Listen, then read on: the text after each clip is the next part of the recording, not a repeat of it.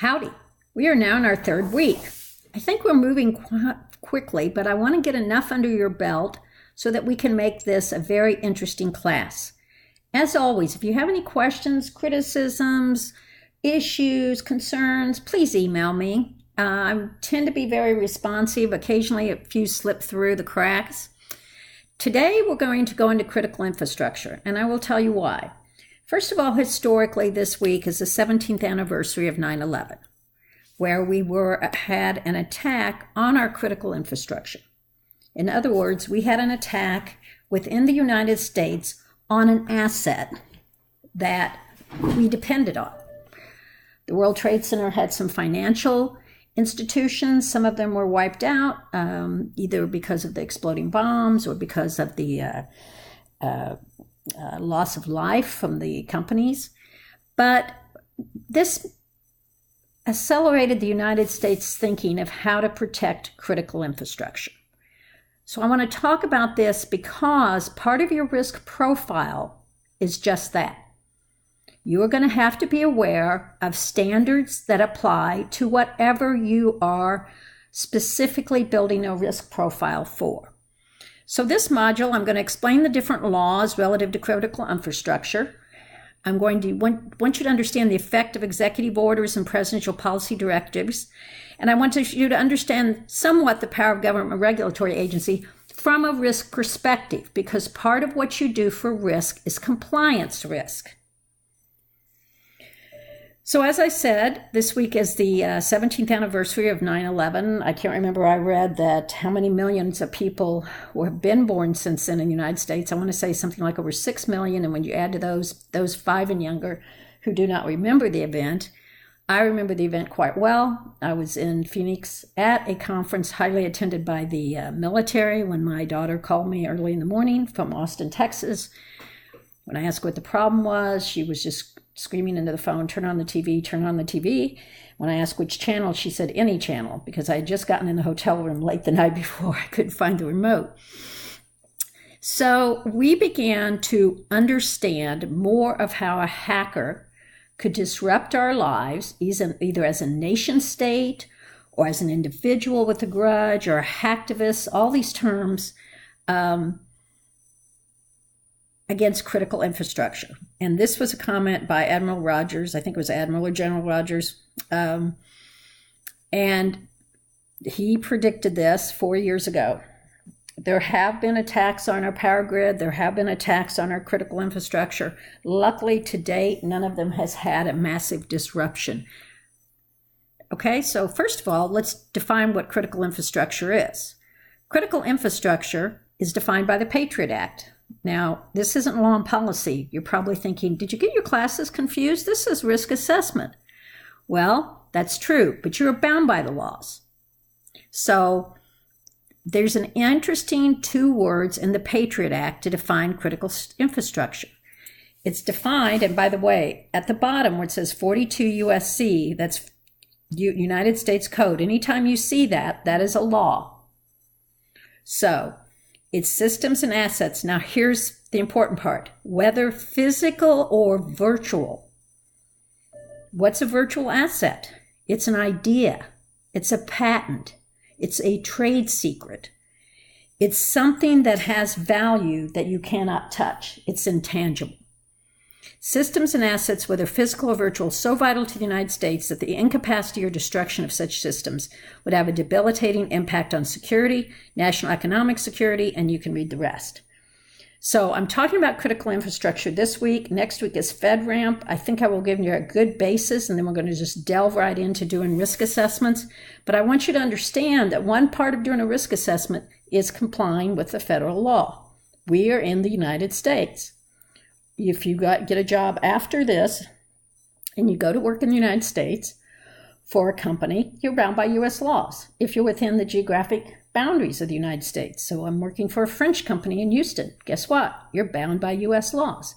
If you are working for the federal government or a company that supplies the federal government, you come under a special set of laws. Now, the critical infrastructure is divided into these segments, and you don't have to worry about this other than these facts. let's say you're hired to do a risk assessment and you're working for a nuclear industry, okay? At the very top, all of this reports to Department of Homeland Security. But subordinate to that, each of these, which are called the sector segments, have their own sector segment agency, an SSA. So for instance, energy reports to the Department of Energy, which then goes to Homeland Security. Some of these go directly to Homeland Security. Nuclear goes to the Nuclear Regulatory Agency. So you have your infrastructure segment, the segment agency that it reports to, and then all of this reports to Homeland Security. Okay? And these attacks can come from nation-state activists, criminals, advanced persistence threats, synchronized attacks. If you're a cybersecurity type, you know what this means. I'd suggest everyone take my law and policy class because if you're actually going to get into cybersecurity or frankly any form of engineering, then you need to know what you need to be aware of when you put your hands on the keyboard, regardless of what you're doing. Now, I've talked to you earlier about FIPS 199 and FIPS 200. Remember in our first week? One sets the criticality high, medium, low, or high, moderate, low. The other sets about the families, control families. FIPS 199 and FIPS 200, as we'll see in a bit, came about from federal law. Now, here's a list of the executive orders that have something to do with critical infrastructure. If you will notice, two of them came in February 12, 2013 and 2014. President Obama, that's Lincoln's birthday, both were presidents from the great state of Illinois. February 13th, I think February 12th was on a Sunday, right? The next one, the executive order, gives the right for sanctions. This is what I'm giving you as an FYI. We're not going to go into detail in this class as much as I do my law and policy class, but suffices to say that when you see an executive order, it has the full force and power of the law. And the FIPS 199 and FIPS 200 and the FSMA, which we'll talk about in a little bit in this lecture, I have to kind of talk in a donut. I use words that I haven't explained yet, are all federal law. And all of these executive orders have the full effect. It's the executive branch, and these are directing federal agencies. They are directing the Department of Commerce to come up with cybersecurity standards under the first President Bush and President Clinton. The critical infrastructure executive orders actually started with the first President Bush and then moved up with Clinton and the second presidential Bush and then President Obama. And now we have one under Trump. The point being, they are also not only the full effect of the law, but they have been consistent in calling out certain laws. So I'm just going to go through this quickly because I want you familiar with them. The first executive order, 13636, voluntary. You're going to incentivize adoption of cybersecurity practice. You're going to worry about information sharing. You're going to incorporate strong privacy and civil liberties protection. Okay, which one was this? This was February 12, 2013. We celebrated its 5th birthday. Why this is important is from a risk perspective, it was this information sharing, the third bullet point, that later, in that and other actions, namely Eric Snowden and the recognition that the NSA was spying on certain NATO leaders, that came about with the General Data Protection Regulation, another law that we'll talk about later in this course. And how does that affect risk? Well, you have to build all this in the risk profile. So I'm not going to spend a lot of time about this. If you're interested in this, please take my class or come see me or do your semester work on it. But it's basically a situation awareness capability. Look how difficult this is. How infrastructure is functioning in near real time. Have we achieved that? No. Understand the cascading consequences of infrastructure failures. Our power grid goes down. What happens? The cascading consequences. Okay. Our banks are compromised. What happens? And the like.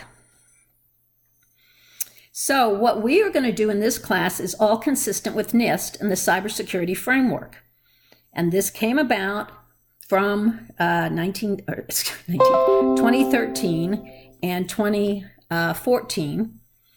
And the NIST Cybersecurity Framework has been developed within the last 5 years, and you will see this referenced, okay? And it was an excellent effort from the United States government to involve the industry to say, hey, we're all in this together. Working with other standards group, we're not trying to overregulate. We got to do the best interest of companies and your shareholders. I always go back to the fact that the United States is a capitalistic country. We run on money. We run on profit. So we always have to say, what's in the best interest of the companies, in the best interest of your shareholder, which is in the best interest of the economy of the United States. And then consider the whole supplier chain. So I ask you on your own time to look this up. Again, the only reason we're talking about it right now is to give you a little bit of an overview, because it is part of how we do our risk assessments by executive order and or federal law. One of the criticisms listed here was lack of incentives for industry for voluntary compliance. I can tell you right now, if you're a company that is hit in a major breach and you were not part of this and you did not stand up and want to be part of it, defend that in a lawsuit to your shareholders and to your victims. So it's voluntary, but actually, if you complied with this and worked with the government then turned around and gave you access to certain information, non-classified, about potential attacks. So it was only voluntary in the sense like, you had no choice. You have a choice. Do you want to do it or do you want to do it, kind of thing. Okay, so they kept refining and clarifying this. We have information exchange. We implement an integration and analysis function and ISAO. Again, why am I talking about this in risk? Well, because all of this is now part of the risk profile that you will develop. So the ISACs were sector specific, they're member driven, and now we share information between government and industry. And the ISAOs, as I say it, are standards, our Government Analysis Center. There's one at UT San Antonio, our standards organization. I don't know much about it. I know more about the ISACs. So let's say there's one in oil and gas. It costs companies a lot of money to be a part of it. The reason it costs companies a lot of money is they're going to be talking about cyber attacks. They want to do some kind of vetting. If you got money, you're going to do it. They don't just let everyone in, because we would just be educating the hackers. Okay, but you can look this up. And we won't talk about CISA too much in here, the Computer Information Sharing Act, other than that was the last act passed by Obama, December 18th, 2015, that caused the EU to say, okay, game's on. We're going with GDPR. You have this Computer Information Sharing Act. On paper, it sounds great. You have not properly anonymized and protected privacy. And since we live in a global country, you're going to do a risk assessment. You may very well be complying with NIST in your risk assessment, but you also have to be knowledgeable of GDPR, because your company may fall under it, even if it's a U.S. company doing business in the U.S. Now, here's what you need to know as you start your career, and you're going to work, another 10, 20, 30, 40 years? The NIST Cybersecurity Framework has become the de facto industry standard in 5 years.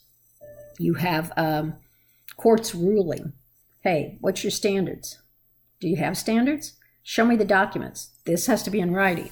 You don't have standards? We are going to use the NIST documents, the NIST 800, as our standard to guide how much negligence was involved in the data breach or the hack attack. Same thing is SEC, something else you have to worry about in the risk assessment. If you remember back in the first week when we were talking about the student records example, do you remember my saying there's going to be FERPA, there's going to be HIPAA, there's going to be laws? Well, that's what I was saying, is there's going to be some compliance issues that you have to know about. I'm not going to worry about this. President Trump has signed 2 executive orders that affect cybersecurity. One is on strengthening federal networks as part of the critical infrastructure. Another is on trying to get more jobs. Good luck with that in cybersecurity. Get enough more education to fill those jobs. And I'm going to stop here for a moment. And I'm going to show you something in my email account for A&M. And look, it's a NIST new document. When I click on that, it tells me where to go.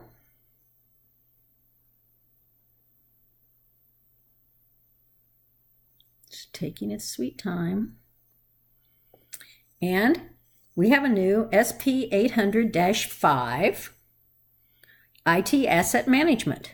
How did I get that? Well, I'm in their database email. You should all be in their database email.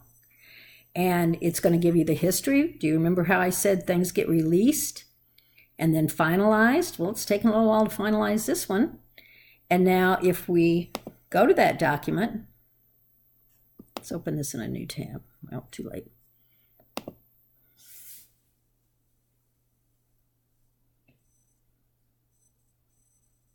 And this is something, if you are serious about cybersecurity, even if you're not going to do risk assessments, this is something you need to be watching, the SP 800. Sorry it's taken so long. It's 237 pages. It's IT asset management. It's an executive guide to the approach, architecture, and security characteristic and how-to guides. Right? September 2018, fresh off the press. It's a final document.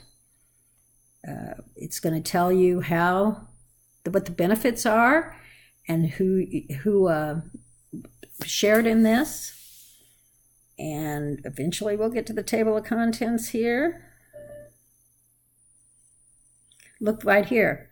Acknowledgements. We are grateful to the following individuals. FS ISAC. We just learned about ISAC. Financial Services Information Sharing and Analysis Center, because this particular document is on financial analysis. So here we go. Here's what we need to know. And as of today, this is a document for you to know about. Let me go back here to the website for just 1 minute before I click so quickly. It'll tell you the keywords: asset management, financial sector, information technology, all this. It'll tell you the control families. Ding, ding, ding, ding. This is what we're going to start putting our hands on in a few weeks. Access control, we're going to worry about. We are not going to worry about security assessment and authorization. Identification, authentication, we're going to worry about. Incident response, risk assessment. Okay? Look at all that free information that's out there. Now, let's move on to video 2. Thank you for paying attention. And the next section will be on some laws. Again, all part of your risk profile that you will be developing.